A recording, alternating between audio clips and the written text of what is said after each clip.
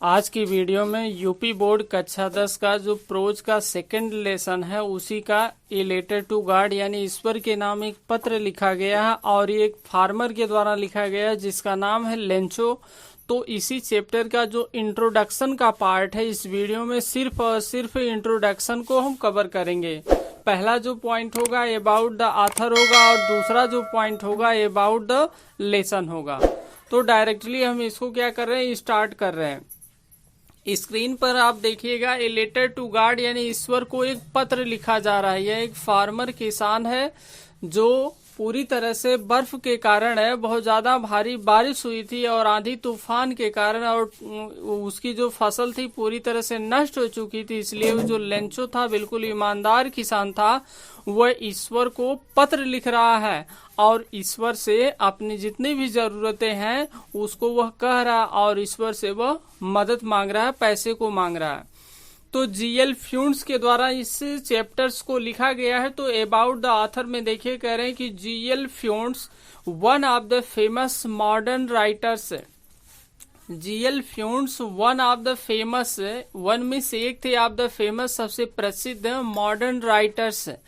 आधुनिक जितने भी लेखक थे उनमें से जीएल फ्यून्स सबसे महान आधुनिक लेखक थे।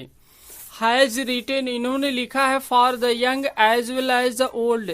जो जीएल फ्यून्स राइटर हैं इस चैप्टर के, उन्होंने न सिर्फ यंग या न सिर्फ ओल्ड के लिए लिखा है बल्कि वह दोनों लोगों के लिए लिखे हैं, चाहे वह युवा हो चाहे वह बूढ़ा व्यक्ति हो, सभी लोगों के लिए वे अपने लेखन या लेख को लिखे हैं।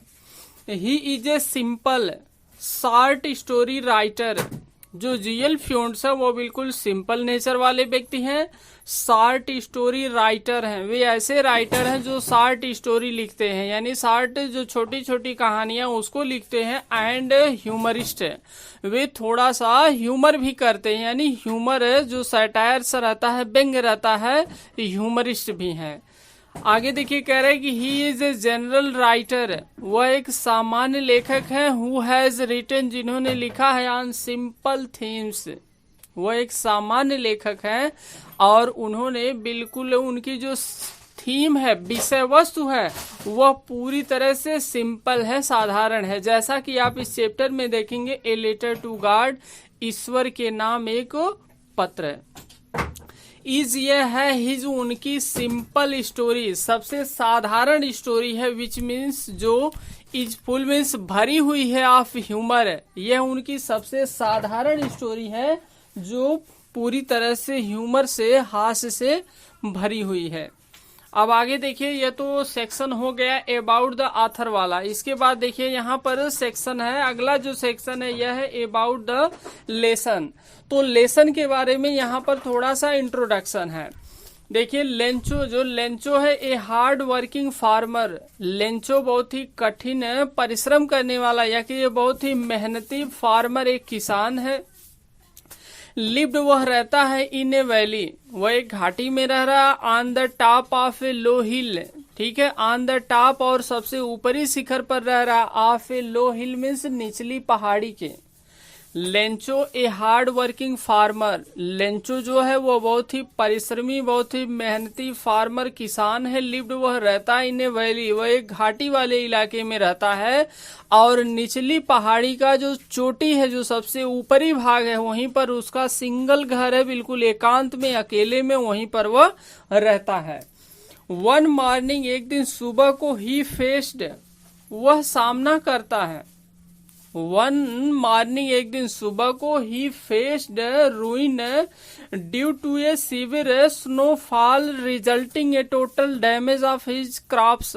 वन मॉर्निंग, एक दिन सुबह को, ही फेस्ड, उसका सामना होता है, रुइन, और पूरी तरह से नष्ट हो जाती हैं, बर्बाद हो जाते हैं। Due to a severe snowfall, due to means कारण, ए सीवियर मीन्स अत्यधिक या कि ये तीव्र, बहुत अधिक गंभीर, भयानक। स्नोफॉल मीन्स बर्फ के कारण, यानी बहुत अधिक बर्फ गिरा था। रिजल्टिंग, और इसका कारण हुआ, इसका परिणाम यह हुआ कि ये टोटल डैमेज, सब कुछ डैमेज हो चुका था, सब कुछ लॉस, हानि हो चुकी थी। ऑफ हिज क्रॉप्स मीन्स उसकी जो फसल थी।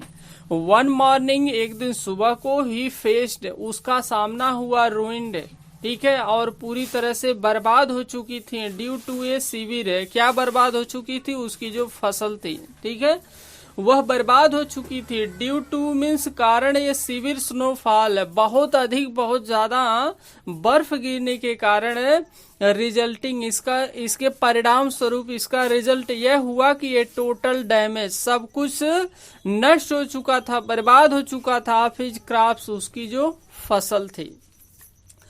ही टर्न्ड, वह मुड़ गया, टू गॉड मीन्स ईश्वर के प्रति, ही टर्न्ड, वह मुड़ा, टू गॉड यानी उसका जो ध्यान था वह ईश्वर की तरफ गया।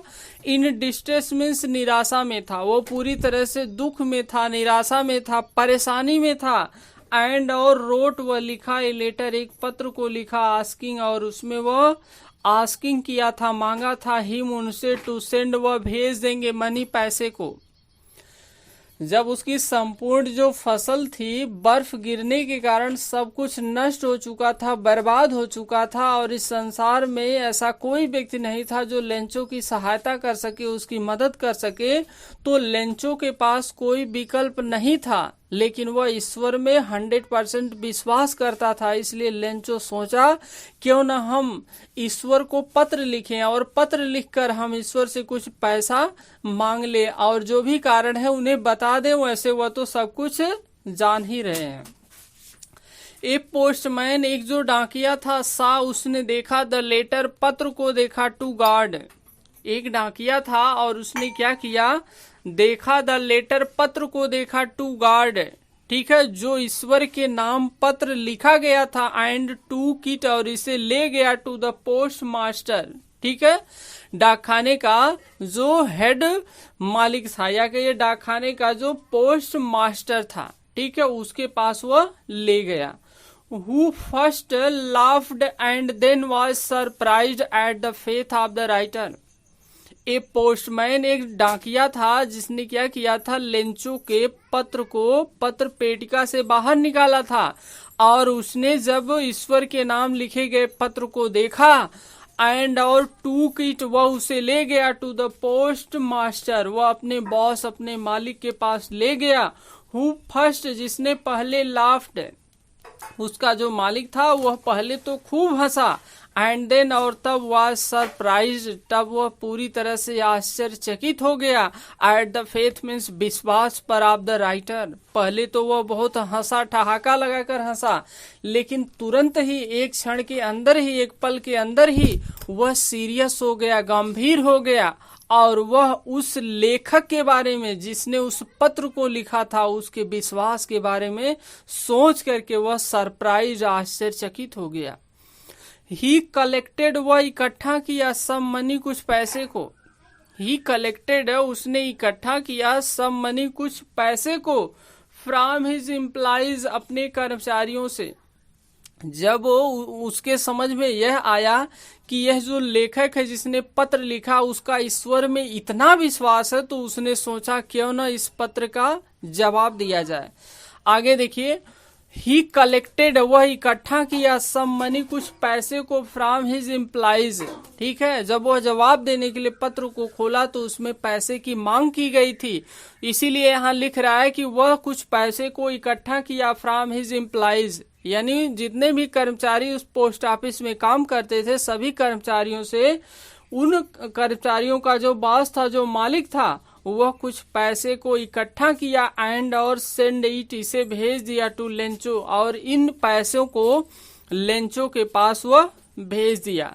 एलॉन्ग विथ लेटर, लेंचो के पास सिर्फ वह पैसे को नहीं भेजा था, बल्कि उसके साथ ईश्वर की सिग्नेचर कर भेजा था, और ईश्वर के द्वारा लिखे गए एक पत्र को भी वह भेजा था।